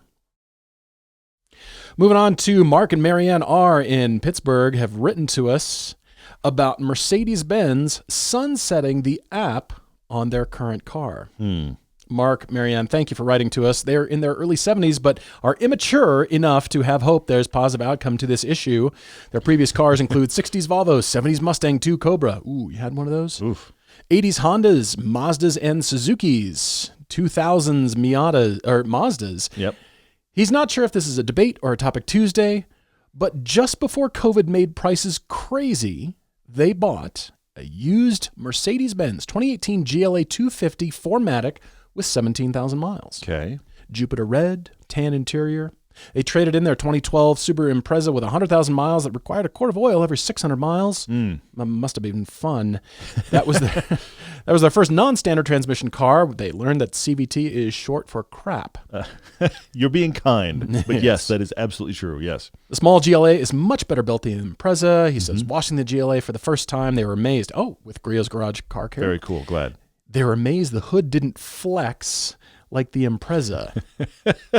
I love it. He says they like the handling, the power, the amenities. No, it's not the AMG, but from where they came from, it's an improvement. I totally get that. Those, I mean, they're cool little cars. They are for sure, yeah. they just got notice on their MBRACE app stating that Mercedes is sunsetting the app. This means no remote start, no remote lock and unlock, crash reporting will go away. And he's included the official link to us, so that's being put out. And I looked on various forums, Mark, and the word is out. Yeah, they're definitely sunsetting this app. But Mark is asking, how does one protect oneself from having features snatched away? Verizon supplied the bandwidth, but it would be professional of Mercedes to offer an alternative. So how does somebody, an owner, replace those specific features at a reasonable price?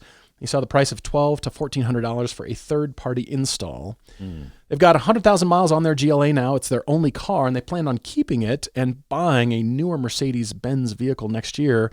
They love the new Mercedes interiors and features. They're used to the controls. They're in the Mercedes ecosystem. For sure. We've talked about that before, yeah. But they're rethinking about buying another Mercedes if this is going to be the behavior they're exhibiting. They don't want to be rash, but how does any company think this behavior can possibly help future sales when trust has been broken? Mark, I really do appreciate your concern. I am sorry this is happening to you. So pulling up an image here of the MBRACE app, and this is what it was advertised to be. Yeah, all these different features. I think we've gone through and are continuing to go through a little bit of a period where car companies raced to create their own interfaces, and your car is right in the sweet spot of that. And it's, I guess it's not sweet, it's just the spot. It's when every car company was trying to figure out, all right, are we doing our own thing? They're diving into coding and screens and offering features because, this was a selling point. This was a selling feature. Absolutely, Another app on your phone. In 2018, we all wanted to add apps to our phone. It was the thing. There's an app for that. Yes, let's add another app. And then we all started to realize that is not the answer. And then car companies realized this is not the answer because Android Auto, Apple CarPlay came along and just destroyed everything. And smart car manufacturers are realizing, I mean, GM's not quite there yet, but other software companies are doing it better. Let's just embrace that and focus on the goodness of building cars and what they know cars and their past history. We can build good cars. Let's do that. So where you're at, you've got 100,000 miles on it. And where you're at now is you're waiting a year, but I think now's the time because we also don't know what the architecture that this particular platform was built on. And it might not be Mercedes. I want you to just detach yourself from a moment and give you permission to go buy another Mercedes if you like it, because it could be behind the scenes. It could be Verizon carrying it. It could be built on third generation architecture or fourth. And those particular features are maybe forcing Mercedes to sunset the app. It might not even be them. It could be. It might be. Verizon's making changes. There's tech behind the scenes. Certain bandwidth is going away and they're forced to do that, even though maybe Mercedes wanted to keep doing this. And now they're forced to do that. So there's so many car companies, well, practically everybody, they've embraced a technology. Your phone connects, you've pulled it up, and this is going to be whatever it is going forward.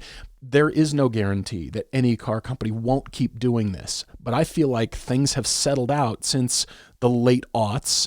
Things are settled out with here's where things are going with the app. Maybe we don't need to add these, offer these kinds of functions. But again, it could have been the business arrangement. It could be legalese or a contractual arrangement that expired that forces this change. We don't know it. And, the technology is obviously still available or possible, but the contracts could have run out. Something business-wise could have been changed that forced this. And so I think maybe it's a good thing for you to be open-minded to go look at, go source a new Mercedes. Go look at what that is. Where we're at now, you have less of a chance, prediction on my part, have less of a chance to run into this sort of problem because things have kind of settled through the industry kind of. I've sneaked a joke photo onto the screen here of a Mercedes-Benz with a CD changer oh my gosh. being displayed prominently. Yeah. Guys, I'm sorry to tell you, but this never stops. It's only getting worse. The problem you've encountered with the sunsetting of the app is only going to accelerate. I actually went looking for a CD changer photo to bring up this point and just happened upon a Mercedes one. I wasn't even looking for a Mercedes one. It just happens to be a Mercedes one showing the glove box with the 6 CD changer. We all remember these. They're not that long ago. Yeah. And now if you see a CD changer, you go, oh my gosh, it's got a CD changer in it. And the next thing you do, we all do it. You go, is there anything in it? Because you want to see what was this person's musical taste. Exactly. We've literally known people who have bought a car, found a CD changer after they bought it. Didn't even know when they bought it. And like, look what I found. And they're pulling CDs out of like, this is my weird mix. I mean, whatever it is. So exactly. The point I'm making here is car makers try to jump onto latest technology to differentiate themselves, and then the technology moves on. And as cars are becoming more and more connected to the internet so they can track you and give you quote-unquote features, this is only going to continue. And so the point I'm making that aligns with what Paul's saying here is if you would like to get another Mercedes product, get another Mercedes product. Yeah. Because what I think is likely is you're going to buy someone else's car and find that they did it in their own little way. Unfortunately, it's all moving so quickly and everything's getting attached to an app or a whatever. And then the other thing about it is like there's the companies that are giving you an app and only works for a year and now you have to pay for it. There's that. And BMW got flamed for we're going to offer heated seats on a subscription. Ooh. This is not going away. I hate that it's not going away, but this is not going away. And I want to challenge you on one other thing, guys. And I know I'm challenging you when I say this, but you've listed the things you're frustrated about losing. Remote start and remote lock and unlock the doors. Okay. If you like the car, if you plan to keep it another year, how often do you remote start it? Maybe it's always. How often do you remote lock and unlock the doors?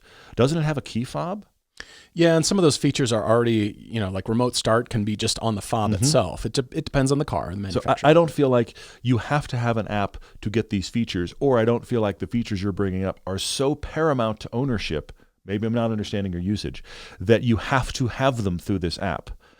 There's a whack-a-mole game going on here. I know it sounds crazy, where if you're trying to buy a car where the technology is not going to become obsolete, you're going to need to buy a car from the 80s or 90s. An Alpha GT V6. Maybe. There you go. They go back to the cars you had in the 80s. Because that tech is just, it's analog. There's not tech connected to it, and it's just fine. Even an early 2000s BMW, all the pixelated screens are going bad, right? Oh, yeah. So, unfortunately, we're here, and we're getting more and more to a place where, I can't believe it that I can even say this, where cars are becoming a disposable item. Like phones and other technology. They're becoming much more disposable. I will never forget this. My in-laws, up until a few years ago, had a refrigerator that my mother-in-law got from her mom. And they kept it in the corner of their house, and it was just a drinks fridge. Because that stuff was built because you were... The thinking at the time make them like they used to. No, seriously. The thinking at the time was you and your family bought your refrigerator. There was no thinking about, well, in 5 years it's going to burn out or we'll put... Why would there be more tech? It's just a fridge. It keeps drinks cold. We're done. This was the family refrigerator. Yes. And they had it until people died off. Oh, my gosh. And literally, we had a conversation with my mother-in-law about how it's cool. It's nice that it runs. It's an interesting piece but you're downsizing. The fridge has got to go because you have this whole other fridge here that's like modern and does stuff. But it refused to die. It was the drink fridge forever. So this is not happening with cars at all. That cars are designed to become obsolete at some level. And and I'll even say this, it's not even, as much as I do believe in designed obsolescence, as much as I do believe that happens with all the stuff we have in our life, the other thing about it with cars is as we've tied them to latest tech, the tech's moving so quick, the car becomes obsolete without even trying. I was going to say, I feel like that analogy is great for cars because, 70s, 60s, 70s, 80s cars, those will always be beloved and auctioned. They're just frozen in time. Driven. And then as tech has worked its way into cars, which is why I feel like modern EVs are so disposable, even though they're cool. I don't feel like it's a long lasting with longevity in mind. Like this is it. And that's tech, not the car manufacturer. We've talked about this before. If you take a 90s car and an early 2000s car, 90s car, no nav screen, no digital anything, 90s car. 300ZX from Nissan. Early 2000s BMW with nav. Hop in both of those and tell me, even if you know, tell me which one feels older. Interesting. The BMW, 10 years newer, will probably feel older because you're seeing all this display of, oh gosh, we've moved on from that. But the Nissan in the 90s, and I'm not saying Nissan's the only one who did it, but Nissan, Honda, pick your brand, just analog gauges and the transmission's just a lever. And okay, that doesn't feel nearly as old as an early 2000s car with nav. That's like, ugh. Yeah. Anyway. Mark, Marianne, the answer is to go buy an old Suburban from just kidding. Blazers for everyone. K-Series Blazers for everyone. It's a great idea. Yeah, exactly. No, you definitely have our permission to go to get another Mercedes-Benz and investigate something, but I feel like we're past a time period. We're still in it, but we're towards the tail end where things are settling a bit and you've got the freedom to choose. I think it's Mercedes, it's tough. It's not. Here's the key thing is it's everybody. It's not just Mercedes. Yeah, it's not just Mercedes. And so don't have a bad opinion of Mercedes just because of that. But get something newer, I would say. Get something newer that you still like. Maybe it's another GLA that is even newer. Maybe it's that. Possibly. Because you're not done with it yet. We're going to not do car conclusions again, which is a little bit too bad, but we're running and gunning. We're going to do a little bit more on another podcast, but we're going to move on to, I have to do a Did You See This? We're going to not do car conclusions because I have to do a Did You See This? Okay, good. This past week, you're watching this on a Tuesday. You've probably seen the reveal of this, but in the past week, right before Halloween, everything I'm aware of that what I'm about to talk to you is not a joke. It's a real thing. It exists. You can get it right now. Did you see, my friend Paul, and all of you watching and listening, the Neo home robot? This is legitimately being sold right now. It is a 5'6", 66-pound humanoid-looking robot. It works for roughly 4 hours, and then you plug it in. It has essentially a soft shell clothing. It's got a clothing on it that makes it look less like the mechanics underneath. It has a bunch of programming, and it is designed. It has little eyes for cameras. Okay, this is not a joke. I'm legitimately not making a joke. This is for sale right now. It can lift theoretically about 150 pounds and carry about 55 pounds. It's got mics to hear you. It's got speakers to talk to you. On one level, this is what we're all talking about. This is what we all imagine the world's going to work toward. We're all going to have a robot assistant in our home. Okay? That's been dreamed about since the Jetsons, okay? This is going to be robot assistant in our home. It's been around forever. You can buy this right now. $20,000 to buy one, or $20,000, that's it. Or $500 a month to essentially try it out. But there's been a lot of flashy articles about this. It was just released in the past week. A lot of newspapers have reported it. There's been lots of videos. I watched the launch video. That's where the Did You See This comes in. I watched the launch video on YouTube for this Neo robot, Neo home robot. Here's where it gets weird. Okay? You would think what they've launched is an autonomous home robot. But if you watch the video, there are a few things, and it literally comes, like the movie AI, Artificial Intelligence, that Steven Spielberg made, where they rolled the box into the house and unboxed the kid. It comes in a box like that. It's like that, probably buddy. How it's delivered. It is like that. Oh my You can get it in various shades of flesh. It comes in a flesh color, a gray color, and a black color. Okay?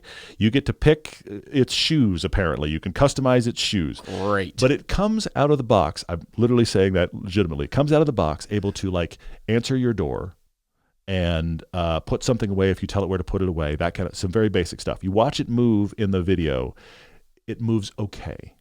It moves okay. But as soon as you get past the very limited, fully autonomous features, what's actually happening is you are, through companion mode or expert mode, depending upon what you talk about, you are essentially having the robot dial into the company.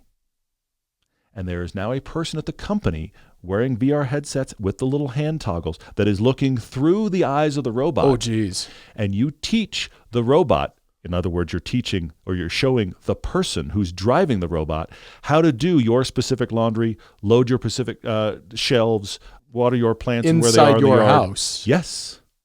You are having to let a third-party person in your house to walk around in the robot to do the things. So now imagine a world where you want this thing to water all your plants all over your property, and you've got like plants all over the place. You've left for work. Now you have a robot in your home that a person in a company is looking through their eyes and walking around your property with your permission, with none of your supervision. Now you can look on the app to see what Neo's looking at any time. This is such extreme beta testing, I can't even stand it, because this is, think about it, this is the way cars, Tesla, Mercedes, whoever, have been trained to be better autonomous drivers because they've done thousands and thousands of hours of observing proper driving. This is how Tesla's code stack is so good. It started off marginal, but because of all the people were driving the car and the car was learning, eventually now you get into a Tesla product and you put it on autopilot and you're like, this is pretty great. It drives like a human. We've watched thousands of hours of humans doing stuff. If this gets embraced, 10 years from now, these things will be able to do a lot. This company has legitimately said, for those of you, at the end of their video, for those of you that want to go on this journey with us, what's between the lines here is... Oh, it's a journey. Yes. Oh. You are paying them money to beta test and create a code stack for their product. So that if this company even survives, if this concept even survives, in 10, 20 years, you can buy a robot, pull out of the box and say, go clean the dishes. And there's been thousands of these robots in thousands of houses driven by people, and they understand how to navigate a new house because there's a huge code stack, like a Tesla product. Yeah, exactly. This is day one. They are launching this. It is actually for sale to walk around your house with permission, and if it doesn't know how to do a task, to phone home, essentially, to have a person in glasses walk through the process. That's why I'm doing it, because I cannot believe it exists, and I hope all of you have seen it, and I am both fascinated and horrified that this exists. 3 things. Okay. Just 3. Okay, good. Short list. Only 3 to start with. Excellent. Can it ride with me in the carpool lane? That is coming. Yes. And if it doesn't, can it drive me and I'm riding shotgun in the carpool lane? You wanted autopilot. You bought a Neo. I can be on the phone and it's driving. But if it's driving, no car company ever needs to investigate and develop any autonomous system ever. You can just build a normal car and hire one of these and buy one of these to plop into the driver's seat. And it's actually another person on the other side of a planet driving around a city, and it's autonomous. That's really funny. And you're training them. You could theoretically, what's the limit there? Because you're right, but theoretically, my list has grown. Theoretically, you're right. You could put that robot. It's 5'6". You could put it in a car. Yeah. And the person could remotely drive your car using your robot. Somebody else is driving you around from the other side of the planet. It's like military drones. Terrifying. You're driving a drone on the other side of the planet. That is terrifying. If you watch this thing, by the way, I'm terrified because if you watch this thing move on the video, you don't want something with that reaction time driving a car. But you're right, you could. Google better buy this company fast because this is going to put Waymo out of business and Uber and Lyft unless they buy a bunch of these and just build normal cars that don't have built-in electronic automotive autonomous systems. It's just here comes my Neo driver. One of these that drives your car. It's like Turo plus Uber all combined. They're driving your car to go pick somebody else up. Oh. You're getting the money. Is that called Tuber? What is it? No. What are we doing? Okay. I just wanted you to see it because I cannot believe it's there. We are the beta tester for this. The fact that you're going to think about the stuff you're going to have to sign that you probably haven't read, that is essentially you are allowing a person in goggles to walk around your house and for you to tell them stuff. And it's going to be person in goggles on the other side of the planet for a few years. Yes, exactly true. And it's recording everything. Yep. Oh, that's where you keep your valuables. The sentence was, if you believe as deeply as we do, join us. You got to believe. You got to believe. All right, moving on to audience questions. I'm telling you, there's a whole podcast on this. There really is. Yes. I love the irony of a bunch of these in a mechanic shop rebuilding engines on gas-powered cars. I like that. Love the irony there. Can we get an entire shop of Neobots to rebuild a 60s Ferrari? maybe one of these can run one website based on AI journalism, and it's just one of these running the whole thing. So it's a robot running an AI-powered website. Hey, so that nobody's actually doing anything anymore. Let's just close the loop. Let's just close the loop. Go to the beach. What's so funny about the video, actually, is all of the relaxing that the people in the video are doing. They're doing that kind of relaxing we don't really do anymore. Like, I'm going to sit here and cross my legs and read the paper. It's the kind of relaxing you do in a Tesla driving itself. I'm not relaxed. But here's the thing. A couple comes home from a date in the middle of the video. Of course, they're driving a Porsche 911. Oh, my gosh. They come home from a date in their perfect 911 to find that Neo has cleaned up the house. So this is a couple that supposedly lives together. Okay, this couple comes home, and I'm not overstating. He flops onto the couch. Doesn't sit. He like walks to the corner of this pristine living room because remember Neo cleaned it, and flops onto the couch. And his girlfriend walks over and she sits beautifully beside him, and he puts his arm around her and he leans over and he kisses her on the forehead. I've been married a long time. Okay, I have a lot of friends who are married, people in long relationships. If you come home from a date to a pristine house and you have had the greatest date ever and everybody is super happy, that is still not the progress of what happens. I'm not walking into anywhere just flopping on the couch. My wife sits beside me and I kiss her on the head. Nope. There's still stuff to do. Or we want to be together, if you know what I mean. I mean, the reality is that is not the progression of things, okay? Oh, my gosh. I just was watching this going, this was done by an ad agency. While the robots went ching in the background. Neo Robot, it's here, everybody. Please tell me that's what it sounds like, and it's like old analog gears and it doesn't sound that way. They've done a decent job of actually making it kind of whir instead of chink, but it moves like you imagine. And there's a whole other thing. I'm actually going to stop here, but there's a whole other thing that this brings up, and that is, do we need humanoid robots? Don't we just need robots to do specific things that could be whatever shape they need to be to optimize that? Like your dishwasher is a robot that sits in the corner, it's a box, and it cleans dishes. Yeah. It doesn't walk around because it doesn't need to. It's just, it cleans dishes so much better than I ever could because all it does is clean dishes. So you make it a box with a bunch of water jets. Done. Why do we need a humanoid robot? Valet car parkers. This replaces an army of these. Of course it does. Can valet park. I'm just going to keep driving. Walk up, there's an army of those, like I'm going to keep going. Got another restaurant. Old 60s Mustangs are autonomous cars now because it just has one of these driving around. Yep. And it's actually a person with goggles driving around. Like, every car can be autonomous. It's terrifying and amazing in equal parts. Shall we do some questions? Let's do some questions. Quickly. Secret Quad 44444 asks, what are ways you've dealt with sitting shotgun when the person driving is distracted but won't admit it? Honesty. Driver, you're making me uncomfortable. Just on a serious note, you're making me uncomfortable. Could you please stop doing whatever it is? Just please, could you just straight up? Because laughing and joking your way there, they're not really ever going to get it, and they're making you uncomfortable. And hey, you know what? Just being serious real quick. Can you change whatever you're doing because you're making me uncomfortable? Could you please do that for me? That's the best way I know how to do it. There is no good way. I think Paul's landed on the best possible way. I do agree with that. Flurmit says, with car makers' EV futures collapsing and the development cycle for a car being about 5 years, what cars do we think manufacturers are scrambling to make now that were released in the coming years? Flurmit, you can actually see it already. And that is what's happening is that all of these manufacturers that have got cars in development are figuring out how to put gasoline motors in them as well. The same car, the car's on the move. It's headed toward development, going to be built. So now it's just, can we change the power plant? I like the ID Buzz. Taking a Sawzall, cut the back end out, stuff a Porsche the Turbo S engine back there. Can we put in the flat toaster too, just for fun? Oh, it ejects toast out of the side pipes. Anyway, too bad paper delivery is not a thing anymore because it could just chunk. Yeah, it'd be great. Well, anyway. But we've got that Chinese company that's making the battery ejection system. There's your new Paperboy. That'll be a lot safer than ejecting the battery. I mean, the battery's on fire. I'll just eject it at somebody else. I love the idea of across 8 lanes of traffic. Just let's make something else on fire. It's going to be great. That's a weapon in a Fast and Furious movie. Fast and Furious 11. It's like ejecting batteries on fire batteries through traffic. Anyway, sorry, back to your question. I drifted quickly. Battery wars.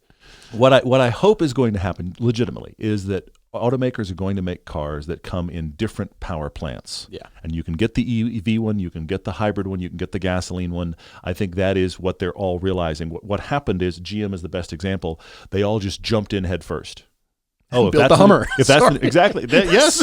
If that's the new regulation, we're coming right back around to where we started. Stack up a bunch of batteries. It weighs 13,000 pounds. We don't care. But it's fine because it's electric. It'll go. It's watts to freedom, buddy. It's gonna be great. But the point is, we created a world where manufacturers felt like, because of regulation and what the world was thinking, we're going to jump in head first, and they realized the market isn't catching that. So now they're having to make a little bit of everything, which you and I have said from the beginning. Let's just have options. I love that. Options are good. Last question for me from Hassan0M. Question related to design, specifically wheel sizes. So the Lucid Gravity has 23-inch wheels on the rear. Oof. For a luxury SUV, isn't comfort and ride top priority? Why would a company use such a big wheel? And what should be the maximum size, in our opinion? Styling. It looked really great in the sketches, and proportion of wheel to body side to car. That is what designers are going after. Of course, on those, low rolling resistance, what's possible. We don't know what the tech is behind the wheel, if the motor's larger or whatever the assembly is that necessitates such a large wheel, but that proportion looks so good. I mean, 23-inch is too big. I mean, 20s are commonplace now. Yeah, you're right. You're absolutely right. Yep. Those are plenty big. And on a track car, you still want to back it off and go to 18s. That's the sweet spot for your track car. So I think 22s on an EV, I mean, that's the special edition, but even 20s, I think, are still plenty large. 18s on SUVs is still a big wheel because you got big knobbies or 35s on there or something. 18 with good tire meat on the side is the way to go on most big SUVs, but you're right. The ones that look cool are, how big a wheel can I make in the design? Last one I'm going to try to go through quick. Kyle Bliss says, high mileage hero or zero challenge? Imagine each of the following vehicles with 150,000 miles on the clock. It's in perfect working condition, except for what he's about to list. You have to drive one of these 5 vehicles for a full track day.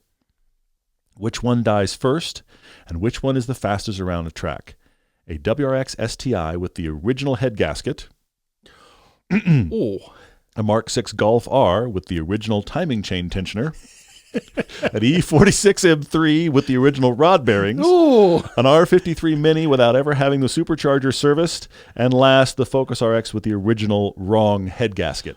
Run away. A full track day, which one dies first and which one does the fastest lap? I think that the Focus RS has the potential to do the fastest lap.